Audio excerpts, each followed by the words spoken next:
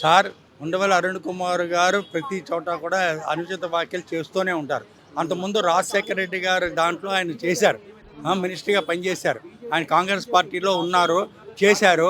కాబట్టి ఏంటంటే ఉండవల్లి అరుణ్ కుమార్ గారు కూడా ఒకసారి కంచి కామకోటి పీఠాధిపతిని ఇక్కడ హైదరాబాద్లో మహబూబ్నగర్లో అరెస్ట్ చేసినప్పుడు కూడా ఆయన ఏం మాట్లాడలేదు. ఆయన బ్రాహ్మలు కూడా యాక్చువల్గా ఉండవల్లి అరుణ్ కుమార్ గారు కూడా బ్రాహ్మలు. ఆయన రాజమండ్రి నియోజకవర్గము ఆయన చేశారు. దైవద్రోహి అనడానికి ఆయన దగ్గర ఎటువంటి ఇది లేదు.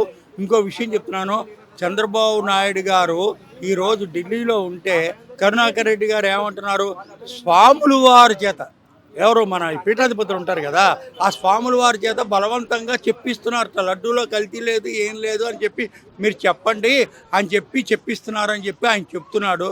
అసలు చంద్రబాబు నాయుడు గారికి అలా చెప్పవలసినంత అవసరం ఏమీ లేదు.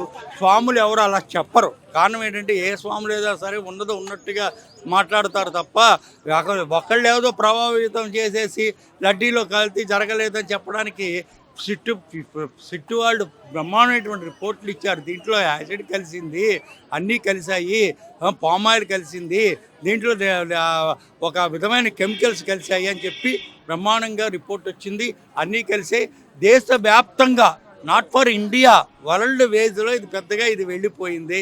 ఇప్పటి వరకు ఎప్పుడూ కూడా స్వామివారి దగ్గర ఇలాంటి కల్తీ జరగలేదు. మొన్న ఈ 5 సంవత్సరాల్లోనే ఇలాంటివి జరిగింది తప్ప అంతకుముందు మనం ఇన్ని సంవత్సరాల నుంచి, 1000 సంవత్సరాల నుంచి, 100 సంవత్సరాల నుంచి శ్రీకృష్ణదేవరాయలు గారు మన చంద్రగిరి కోటలో ఉన్నప్పుడు వారు నైవేద్యం ఎలా సేకరించేవారు, తిరుపతి వచ్చినప్పుడు చంద్రగిరి నుంచి కొండకి ఒక వేరే మార్గం ఉంది, వేరే మార్గం ఉంది.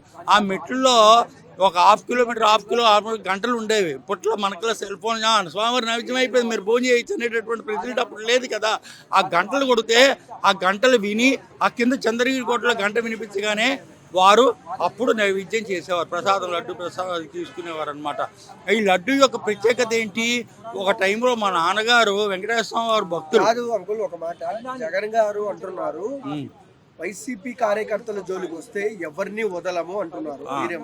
సార్, వైసీపీ కార్యకర్తలు రావడానికి, ఆ వైసీపీ కార్యకర్తలు అన్నది మొన్న ఎలాంటిదో తెలిసిపోయింది. అంబటి రాంబాబు గారి ఇంట్లో వైసీపీ కార్యకర్తలు జగన్మోహన్ రెడ్డి గారు పరామర్శించడానికని వెళ్తే అదే ఇంట్లో వెండిపోయింది, 70 తులాల బంగారం పోయింది.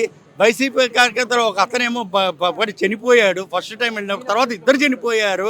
కాబట్టి ఏంటంటే వైసీపీ కార్యకర్తల జోలికి రావడానికి అసలు నెక్స్ట్ గవర్నమెంట్ అంటూ వీళ్ళది వస్తే కదా, కూటమి గవర్నమెంటే ఇంకో 10 years వరకు పరిపాలిస్తుంది.